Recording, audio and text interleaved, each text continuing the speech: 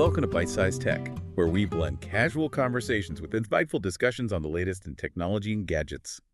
Today, we're strapping in for a quick but fascinating flight through some really interesting stuff happening right now. We're talking sonic boom comebacks, maybe, a whole space city being built, and some surprising global tech moves. Think of it like your express pass to being in the know. Exactly. Yeah, we've kind of boiled down some compelling developments for you. We're looking at how we might soon be, zipping across continents faster than sound, over land even. And then there's this new city in Texas built around rockets, really happening, plus some interesting moves by tech leaders on the world stage. Okay, so let's kick things off sky high, literally. For nearly 50 years, right, there's been this rule. No commercial supersonic flights over the U.S. mainland since '73.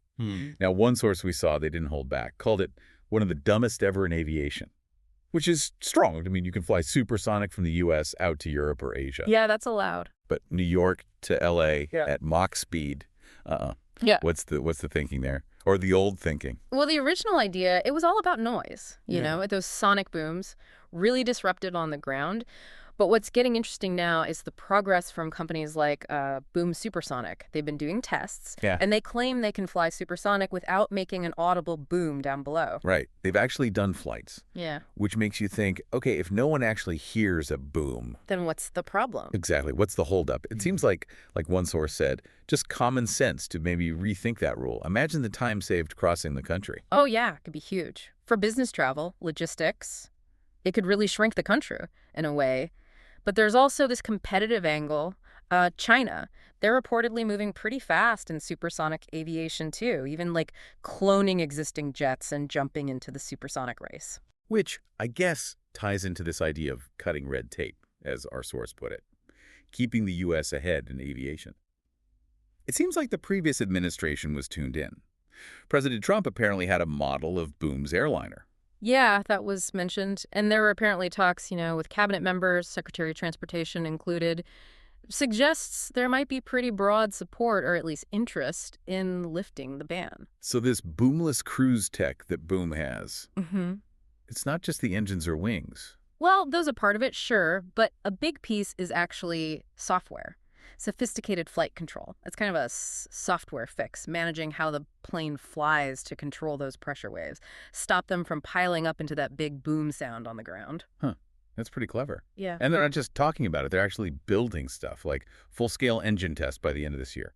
That's the plan. And then building the first airliner itself next year. Rollout targeted for 2027, first flight in 2028, aiming for passengers by late 2029. That feels really fast for building a whole new airliner. It is ambitious. Building planes is, incredibly capital intensive, always has been. But Boom seems to be trying a leaner way, smaller team, very focused.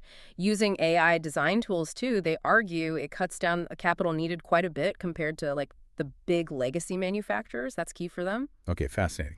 Let's shift gears down to southern Texas, Starbase. Elon Musk started buying land there over 10 years ago, but the real building kicked off around 2018, right?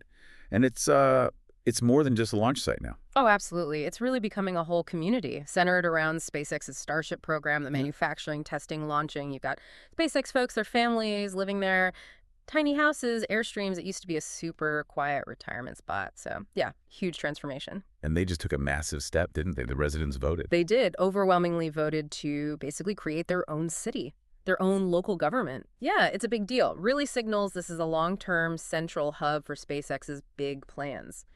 Now, the exact vision for the city. Details were a bit thin from SpaceX and the candidates, apparently, but the main driver seems pretty clear. Easier housing, better infrastructure for all the people working there. Makes sense. Especially since, didn't the county, Cameron County, turn down a housing project from SpaceX before? That's right, yeah. They'd proposed townhouses, I think, and SpaceX said they had hundreds of employees waiting for housing.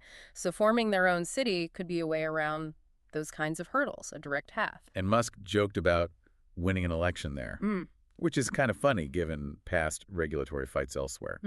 It does sort of highlight how local control can really enable or hinder these massive projects, and maybe why a company might want more autonomy. Okay, sticking with Musk for a moment, Yeah. who's also making appearances internationally, Saudi Investment Forum in Riyadh. Yes, he was there. A big theme was boosting productivity in Saudi Arabia. He talked a lot about robotics and, interestingly, robotaxis. He specifically said he wants to bring Tesla's robotaxi tech to the kingdom. Robotaxis in Saudi Arabia. That's definitely looking ahead. Anything else? Yeah, also Starlink got approval for maritime and aviation use there, so wider satellite internet coverage in the region.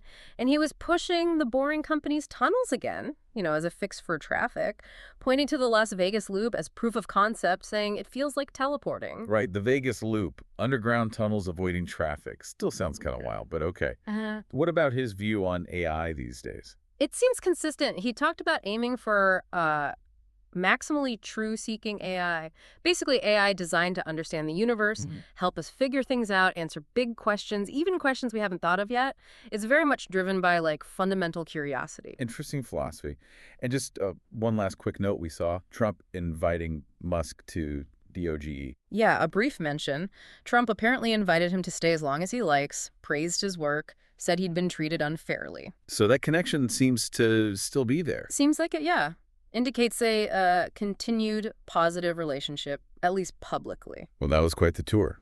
Supersonic flight, maybe coming back over land, a city literally built for space, and some really interesting global tech plays happening. These are definitely moving fast. They really are. It just shows you how quickly things are evolving and how, all these different areas, aviation, space, AI, global politics, they're all getting tangled together. Absolutely. Well, thanks for tuning in to Byte-Sized Tech. If you enjoyed the episode, definitely like, comment, share, and hey, subscribe for more fun tech discussions.